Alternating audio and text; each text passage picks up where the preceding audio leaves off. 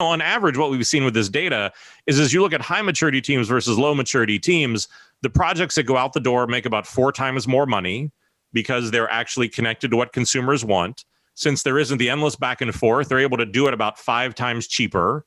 That their ability to get it to market, because they're doing that and they're sure of what it is they're doing, is about 6 times faster. And the valuation of those companies on average is about 26 times higher. Because of all, again, if I can do it and make more money and do it more cheaply and do it faster, the valuation tends to then follow that.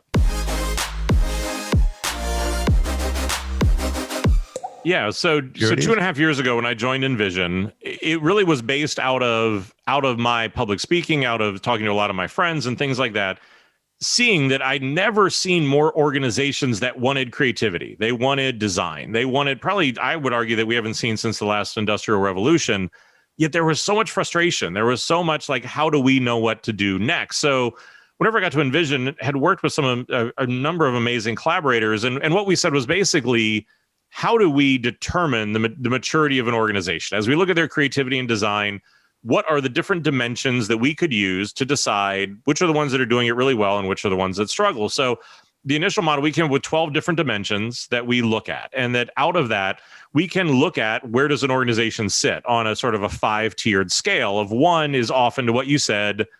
Teams are just sort of told to make it pretty, or again, everybody's sort of doing what an executive says, up into level 5, which is going to be very mature. That sort of creative approach is central to the business. And this tends to be indicative of all the companies that we love. So out of that came a maturity model. And we had gone out then and done what was the world's largest study of this, where we talked to 2,200 different companies all over the world. And out of that, the results that we found were sort of what we suspected, is that 83% of the world's companies are in the middle to the bottom of that maturity curve. So we have an incredible opportunity, incredible desire for innovation, yet there is something that is sort of keeping that from happening.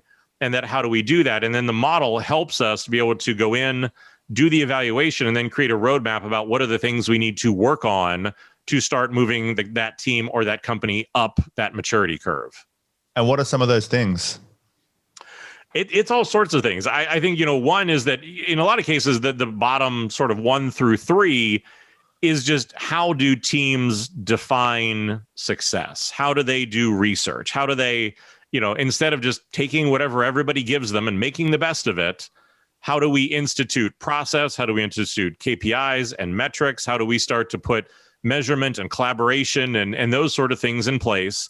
And then with some of the higher ones, then it really just becomes about, again, what is the institutional impact of executive behavior, of working on feedback, of looking at, how are we workshopping ideas and doing different things like that. It's always a little bit different because you can't take an organization of any size and say, okay, look, you're 1 maturity level or you're 1 score. But usually in general, we're able to sort of start to identify what are those things or behaviors that are going to start to be able to lay the framework for them to start to build that sort of creative muscle and maturity.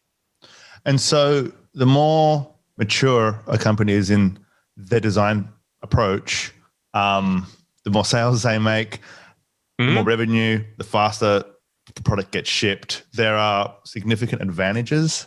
Oh yeah, no, this change of thinking.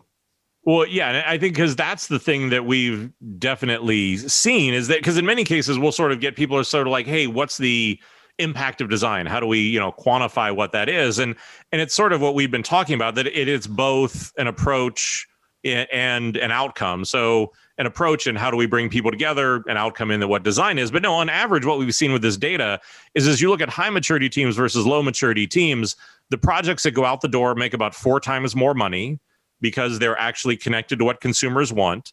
Since there isn't the endless back and forth, they're able to do it about 5 times cheaper. That their ability to get it to market, because they're doing that and they're sure of what it is they're doing, is about 6 times faster. And the valuation of those companies on average is about 26 times higher. Because of all, again, if I can do it and make more money and do it more cheaply and do it faster, the valuation tends to then follow that.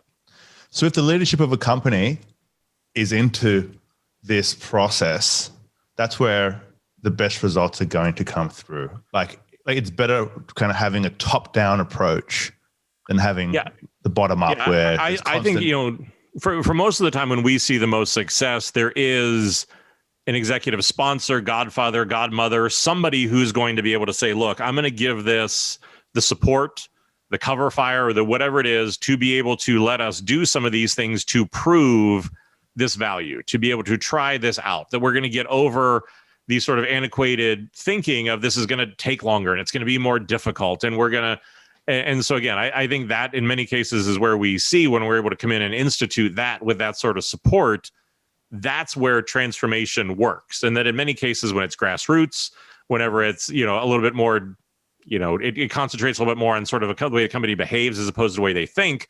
That's why 75% of transformation work fails, is because, again, we aren't empowering everybody in doing those sort of actions to let it really come to life.